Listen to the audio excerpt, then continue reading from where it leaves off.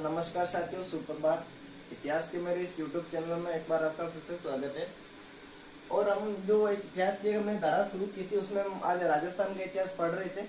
और राजस्थान के इतिहास में मारवाड़ का राठौड़ राजवंश पढ़ रहे थे। और कल की क्लास में हमने राव सिया से लेकर राव मल्लीनाथ तक के राजा पढ़े थे। और उसी संदर्भ में आज हम अगला राजा पढ़ेंगे। अगले राजा का नाम है राव चुंडा। देखिए, मल्लीनाथ जी है, मल्लीनाथ जी का भाई था विरमदेव।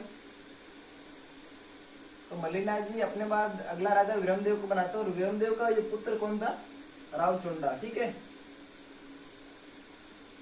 इसका टाइम पीरियड है वो 1394 से लेकर 1423 है। इसका पिता था विरमदेव।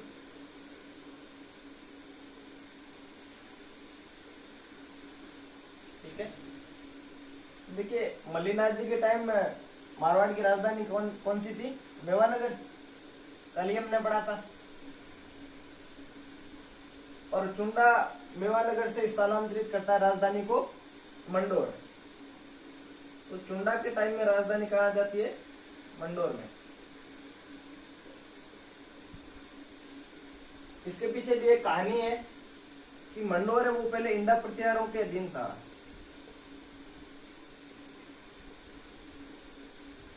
देखिए, इंडा प्रतिहार मतलब राजपूतों की जो प्रमुख 4 जातियां हैं, चौहान, चालुक्य, परमार और प्रतिहार। और प्रतिहारों की उपशाखा है इंडा। ठीक है, तो इनके अधीन था। तो मंडोर पर लगातार मुस्लिम आक्रमणकारियों के आक्रमण होते रहे।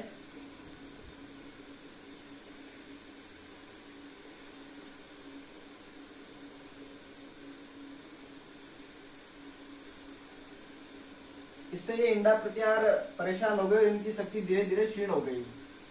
तो मंडोर की जो सुरक्षा है उसकी जिम्मेदारी भी इंडा प्रतिहारों की थी। तो इंडा प्रतिहारों ने क्या किया कि अपनी राजकुमारी की शादी चुंडा से कर दी।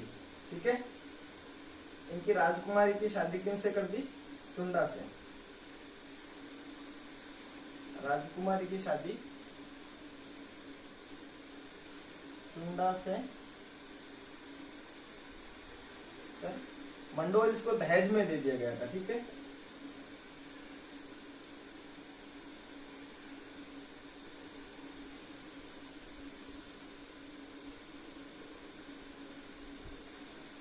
तो मंडोर दहेज में दे दिया गया। तो दहेज में देने के बाद ये चुंडा राजधानी मारवाड़ की मंडोर बनाता है और इसकी सुरक्षा की जिम्मेदारी भी खुद लेता है। ठीक है, तो आपको क्वेश्चन पूछा जा सकता है कि राव चुंडा के समय मारवाड़ की राजधानी कौन सी थी? वो कौन सी थी? मंडोर। ठीक है, आपको क्वेश्चन ये भी पूछा जा सकता है चुंडा से पहले मंडोर किसके अधीन था? तो आपको पता होना चाहिए इंडा प्रतिहारों के अधीन था। ठीक है, तो ये 2 क्वेश्चन बनते हैं। अभी जो अपकमिंग बीएसटीसी का एग्जाम है उसमें आप इन 2 क्वेश्चनों पे ध्यान रखें कि राव चुंडा के समय मारवाड़ की राजधानी मंडोर और मंडोर चुंडा से पहले किसके मतलब अधीन था? इंडा प्रतिहारों के। ठीक है,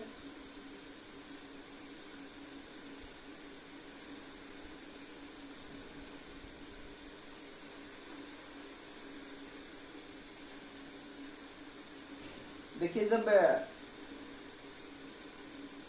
चुंडा का जन्म होता है तो जब चुंडा 6 साल का था तभी इसके पिता राव विरमदेव की मृत्यु हो जाती है। ठीक है, तो जल्दी इसकी माता ने इसको राव मल्लीनाथ जी के संरक्षण में रखा था।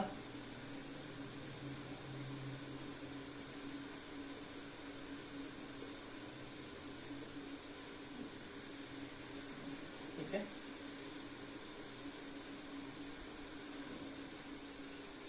और जो भी इसकी जो ट्रेनिंग थी, जो भी युद्ध अभ्यास, जो भी इसको सिखाया वो राव मल्लीनाथ जी ने सिखाया था। ठीक है, ऐसा माना जाता है कि राव मल्लीनाथ जी के शासन में ही चुंडा मारवाड़ की देखरेख करने लग गया था। मतलब इनके रहते ही ये शासक बन गया था। ठीक है, तो राव चुंडा को मारवाड़ के राठौड़ वंश का वास्तविक संस्थापक कहा जाता है।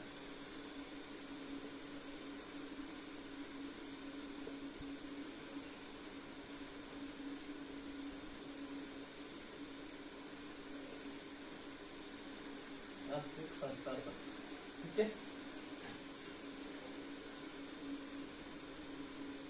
और उसकी एक रानी है मोहलानी, सॉरी चांद कंवर।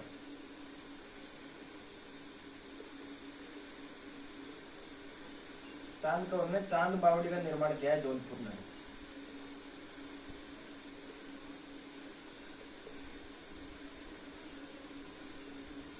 चांद बावड़ी कहाँ है? जोधपुर में। ठीक है, तो क्वेश्चन आपको पूछा जा सकता है कि मारवाड़ के राठौड़ वंश का वास्तविक संस्थापक कौन है, तो कौन थे? चुंडा। आपको ये भी पूछा जा सकता है जोधपुर में चांद बावड़ी है, उसका निर्माण किसने करवाया? तो चांद कौर ने। चांद कौर कौन थी? राव चुंडा की पत्नी। देखिए ऐसा माना जाता है कि अब बारी आ जाती है इनके उत्तराधिकारी की। सॉरी, उससे पहले हम इसका साम्राज्य विस्तार पढ़ लेते हैं।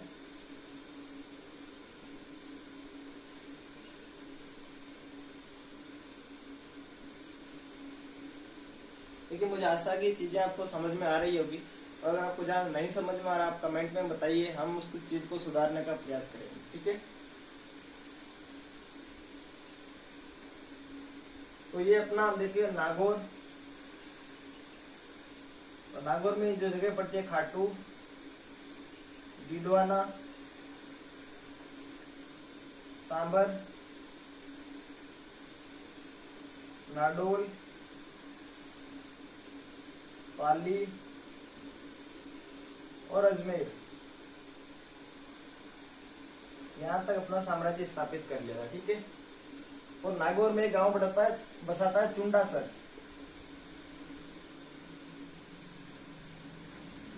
तो क्वेश्चन आ सकता है कि चुंडासर किसने बसाया? राव चुंडा ने।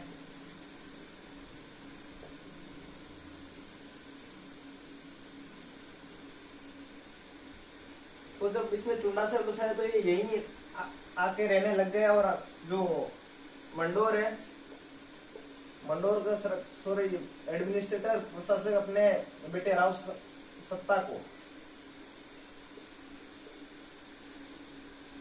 नियुक्त कर दिया। ठीक है, देखिए इसमें क्वेश्चन इंपोर्टेंट यही है,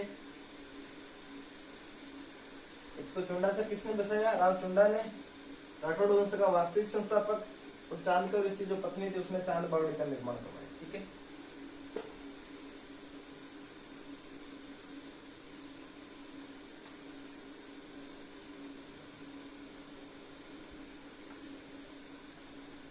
अब ऐसा कहा जाता है कि देखिए उत्तराधिकार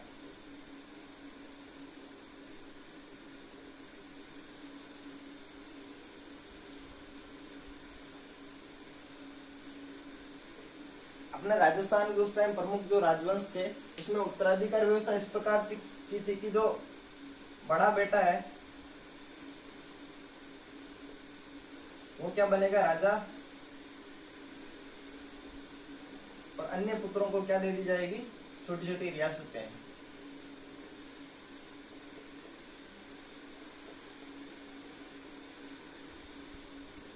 तो रियासतें या ठिकाने दे दी जाएंगी।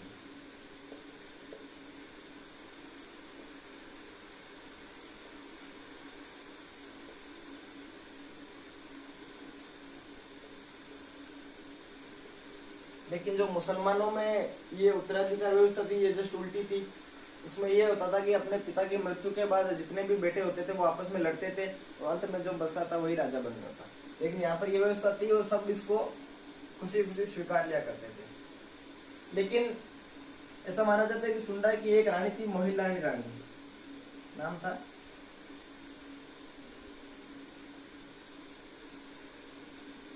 तो ये रानी राव चुंडा की ज्यादा नजदीक थी। ठीक है, तो ज्यादा नजदीक और ज्यादा प्रेम होने के कारण इसका जो बेटा था कान्हा, उसको कहते राव कान्हा, तो चुंडा राव कान्हा को यहाँ का राजा नियुक्त कर देता है। और इसका जो बड़ा बेटा है रणमल, वो दुखी होकर सोजत में रहने लग जाता है। ठीक है,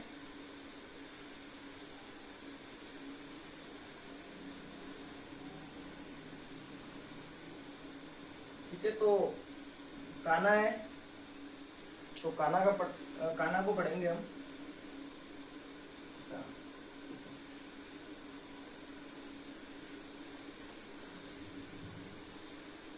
और इसकी मृत्यु पढ़ लेते हैं। मृत्यु कहाँ हुई, कैसे हुई? 1423 में पूगल के भाटियों के विरुद्ध लड़ता हुआ मारा गया।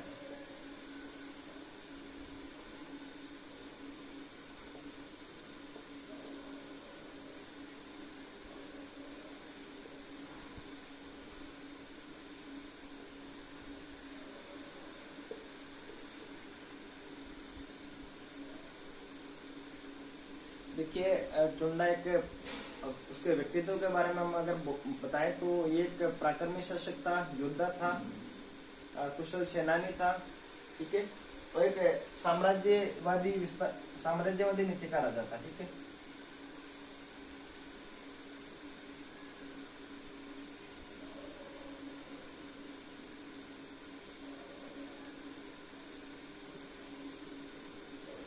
तो इसकी मृत्यु हो जाती है, तो इसके बाद ये राव कहना को या उत्तराधिकारी नियुक्त करता है, ठीक है।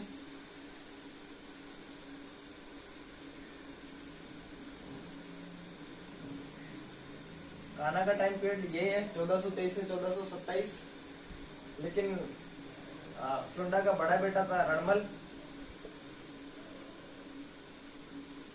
वास्तु शासित ये होना चाहिए था, तो रणमल दुखी होके मारवाड़ के राणा लाखा के वहां चला जाता है।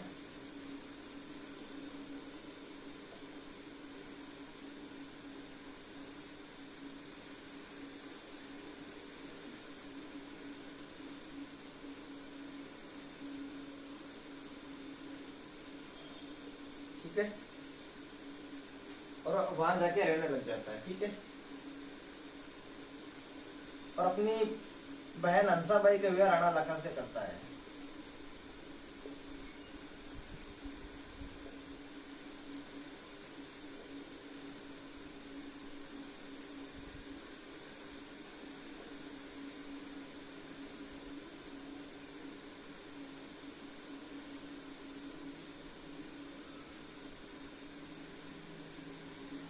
और बाद में ये मेवाड़ की सेना की सहायता से राव कान्हा को गद्दी से हटा देता है और मारवाड़ का राजा बन जाता है, ठीक है। कान्हा के बारे में ज्यादा बातें हैं नहीं, बस यही है कि राव चुंडा ने उसको मारवाड़ का राजा नियुक्त किया था और रणमल ने उसको मेवाड़ की सेना की सहायता से हटा दिया था, ठीक है।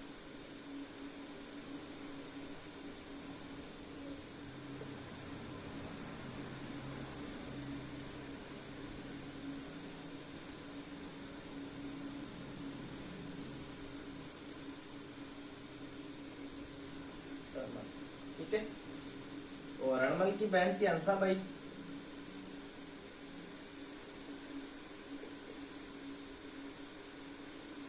और उसका ये विवाह करता है राणा लाखा से।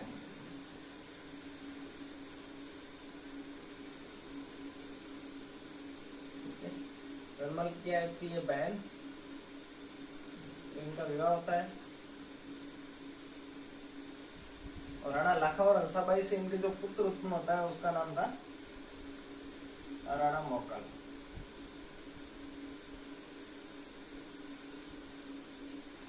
और राणा लाखा का एक और पुत्र था राणा